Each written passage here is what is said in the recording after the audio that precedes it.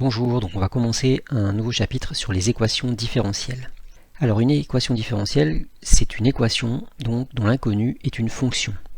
Alors en général en maths, quand on a une équation à résoudre du style 2x plus 4 est égal à 5, jusqu'à présent ce qu'on cherchait c'est l'inconnu, x, et x qu'est-ce que c'est? C'est un nombre. Donc quand on résout 2x plus 4 égale 5, en fait on passe le 4 de l'autre côté, ça nous donne 2x est égal à 5 moins 4, c'est-à-dire 1, et puis x est égal à 1 sur 2. Donc qu'est-ce qu'on a trouvé? On a trouvé un nombre, un demi, qui vérifie cette équation. Pour une équation différentielle, c'est un petit peu différent. Ce qu'on cherche, c'est une équation dont l'inconnu ne sera plus un nombre, mais une fonction. Et l'égalité qui forme l'équation se présente comme une relation entre la fonction inconnue, celle qu'on cherche, une ou plusieurs de ses dérivées successives, c'est-à-dire la dérivée si on dérive une seule fois, la dérivée seconde si on dérive deux fois, etc. Et puis potentiellement d'autres fonctions. On va voir deux exemples pour commencer, puis on en verra d'autres au cours de ce chapitre. Alors le premier, c'est y' égale 6x plus 4. Alors première remarque, c'est que en général dans une équation différentielle, l'inconnu, on la note y, c'est-à-dire que y ici, ça va être la fonction qu'on va chercher. Pour cet exemple, y', donc c'est la dérivée de cette fonction, de la fonction qu'on cherche, doit être égale à 6x plus 4. Alors si je pose f de x est égal à 3x au carré plus 4x. Ben, si je dérive f de x, la dérivée de x carré c'est 2x, donc 3 fois 2x ça va faire 6x plus 4. Et donc j'obtiens bien ce que je veux ici. Donc ma fonction petit f, c'est une solution de cette équation différentielle. Alors deuxième exemple, y' égale 2y.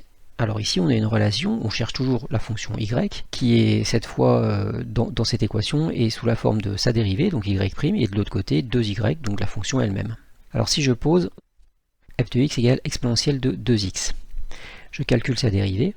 Alors c'est de la forme exponentielle de u, donc la dérivée d'exponentielle de u c'est exponentielle de u fois u'.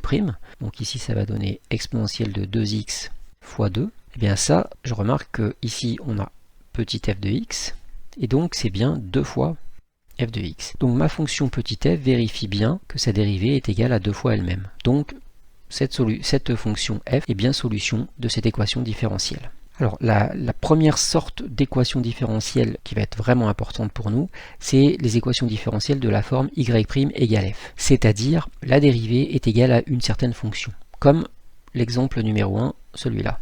Alors ici, on va voir ça sur un exemple, on a y' égale 8x au cube plus 12x au carré moins 4x. Donc ce que je cherche, c'est une fonction petit f telle que sa dérivée est égale à 8x au cube plus 12x au carré moins 4x. Alors ce que je vais faire, c'est que je vais poser f de x, et puis je vais dire que c'est la fonction 8x au cube plus 12x au carré moins 4x. Ce qu'on va chercher, c'est une fonction grand f, telle que grand f' de x est égal à petit f de x. Donc c'est exactement le contraire de ce qu'on a l'habitude de faire.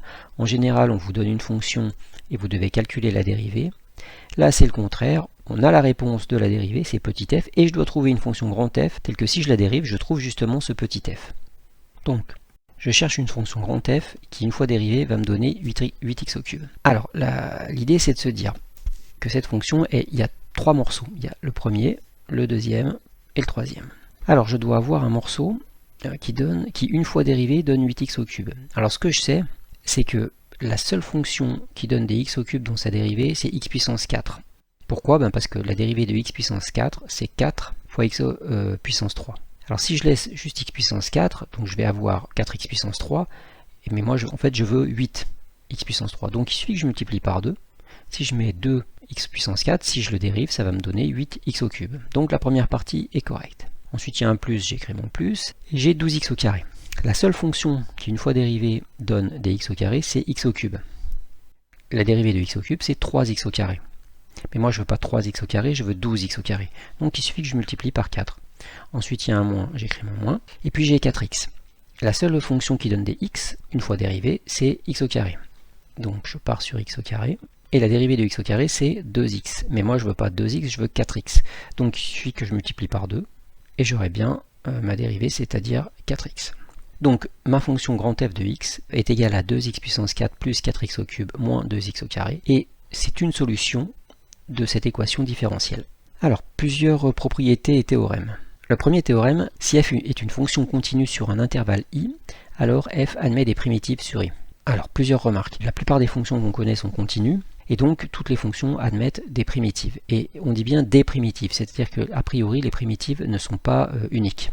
Alors justement, la deuxième propriété, on nous dit soit f une fonction continue sur un intervalle i et grand F une primitive de petit f sur i. Pour tout réel k, la fonction grand F plus k est une primitive de petit f sur i. Alors qu'est-ce que ça veut dire que cette propriété? Si grand F est une primitive de petit f sur i, ça veut dire que grand F' de x est égal à petit f. Alors on nous dit pour tout réel k, la fonction grand F plus k, donc grand F de x plus k, si je la dérive, cette fonction, je vais avoir grand F' de x, et puis la dérivée de k qui est une constante, bah ça fait 0. Donc au bout du compte, ça me donne bien petit f de x. Donc c'est pour ça qu'on a cette propriété qui dit que grand F plus k est aussi une primitive de petit f sur i. Inversement, si grand G est une primitive de petit f sur i, alors il existe un réel k tel que grand G est égal à f plus k. Donc ça c'est la propriété réciproque de la propriété précédente. Et enfin une propriété qui nous dit que si petit f est une fonction continue sur un intervalle i, quel que soit x0 qui appartient donc à cet intervalle et y0 qui appartient à R, il existe cette fois une unique primitive grand F de petit f sur i telle que grand F de x0 égale y0. Et autrement dit, l'équation différentielle y' égale f admet une unique solution grand F telle que grand F de x0 égale y0. Alors on va essayer de voir un peu toutes ces propriétés qui ont l'air un peu confuses sur un exemple. Donc l'exemple est le suivant, y' est égal à 2x plus 5. Déjà, ce qu'on va faire, c'est qu'on va poser petit f de x est égal à 2x plus 5, et ça c'est sur R, puisque 2x plus 5 est une fonction qui est définie sur R sans valeur interdite. Donc on a bien y' est égal à f. Donc c'est bien la forme de l'équation différentielle recherchée. Essayons de trouver une solution. Donc on cherche une fonction grand F, telle qu'une fois dérivée, on trouve 2x plus 5. Alors ça va être assez facile, puisque on connaît une fonction qui donne 2x, une fois dérivée, c'est x au carré. Quand j'écris la dérivée de x au carré, ça donne bien 2x. Et puis, si je rajoute 5x, bah, la dérivée de 5x, ça donne 5. Donc, grand f' de x, c'est bien 2x plus 5, et c'est bien petit f de x. Donc, grand f est bien une solution de mon équation différentielle. Prenons une fonction g. On va dire, on pose grand G de x est égal à grand f de x plus un certain nombre k.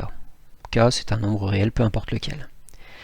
G' de x, ça va être égal à grand f' de x, et puis la dérivée de k qui est une constante, c'est 0.